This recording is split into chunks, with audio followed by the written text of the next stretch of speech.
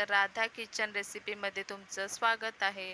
तर आज आपण आलू मटार रेसिपी बनवत आहोत. तर त्यासाठी काय काय साहित्य लागतं ते आपण बघून घेऊया. तर इकडे आपण घेतलेले कांदा, टोमॅटो, आलं लसूण पेस्ट, बटाटा, मटार आणि इकडे मसाले घेतलेले आहेत. तर मसाल्यांमध्ये आपण घेतलेले आहेत आगरी मसाला, किचन किंग, धने जिरे पावडर, मीठ, हळद आणि काश्मीरी मिरची पावडर आणि इकडे एक कढई ठेवलेली आहे, त्यामध्ये आपण तेल घातलेलं आहे आणि राई जिरा घालायचा आणि तो चांगला असा तडतडू द्यायचा आणि मग नंतर तडतडल्यानंतर त्यामध्ये कांदा घालायचा आणि मस्त परतून घ्यायचा आणि गुलाबी होईपर्यंत परतायचा आणि मग मस्त गुलाबी झाल्यावर त्यामध्ये आलं लसूण पेस्ट घालायची आणि मग नंतर आलं लसूण पेस्ट घातल्यानंतर ती पण मस्त परतून घ्यायची आणि मग परतून झाल्यानंतर चांगलं त्यामध्ये टोमॅटो घालायचे. तर इकडे आपली आलं लसूण पेस्ट मस्त परतून होते आणि त्यामध्ये आपण आता टोमॅटो घालूया आणि ते पण मस्त परतून घ्यायचे, चांगले असे एकजीव होऊ द्यायचे. तर अशा प्रकारे परतून घ्यायचे आणि मस्त ते परतून झाल्यानंतर त्यामध्ये आपण सर्व हे मसाले घालायचे. तर इकडे आपली मस्त आलं आपला कांदा मस्त परतून होतो, कांदा टोमॅटो. आता आपण त्यामध्ये मसाले घालूया. हे सर्व मसाले त्यामध्ये घालायचे आणि ते पण चांगलं परतून घ्यायचं, असं तेल सुटेपर्यंत परतून घ्यायचे.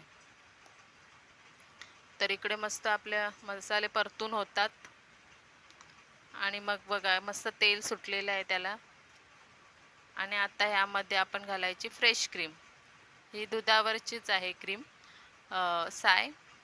आता ती पण मस्त आपण परतून घ्यायची आणि इथे मस्त आपली परतून झालेली आहे. आणि आता त्यामध्ये आपण घालायचे मटार. आता मस्त तेल सुटलेले, आता त्यामध्ये मटार घालायचे आणि मस्त परतून घ्यायचे. आणि इकडे बघा मस्त परतून आपले होतात आणि मग इकडे परतून झाल्यानंतर थोडा वेळ 5 मिनटं झाकण देऊन ते शिजू द्यायचे आणि मग नंतर 5 मिनटानंतर बघायचं तर मस्त शिजलेले आहेत. आणि मग त्यामध्ये बटाटे पण घालायचे, उकडून घेतलेले बटाटे आहेत हे, त्यामध्ये घालायचे आणि मस्त परतून घ्यायचे. तर बघा मस्त आपले परतून होतोय आणि मग त्यामध्ये गरम पाणी घालायचं. पाणी गरमच घालायचं, मग त्यामुळे मस्त तरी येते आणि भाजी पण मस्त टेस्टी लागते. आणि इकडे मस्त अशा प्रकारे आपला परतून होतोय. आता झाकण द्यायचं आणि थोडा वेळ शिजू द्यायचं. तर बघा मग कशी वाटते रेसिपी. आवडली असेल तर लाईक शेअर सबस्क्राईब करायला विसरू नका. आणि मस्त आपल्या इकडे झालेली आहे बघा, कशी मस्त तरी सुटलेली आहे. आणि इकडे कोथिंबीर टाकायची आणि मस्त आपली तयार आहे भाजी खाण्यासाठी. आलू मटारची भाजी मस्त तयार आहे खाण्यासाठी. तर बघा मग आवडलं असेल तर एक लाईक नक्की करा.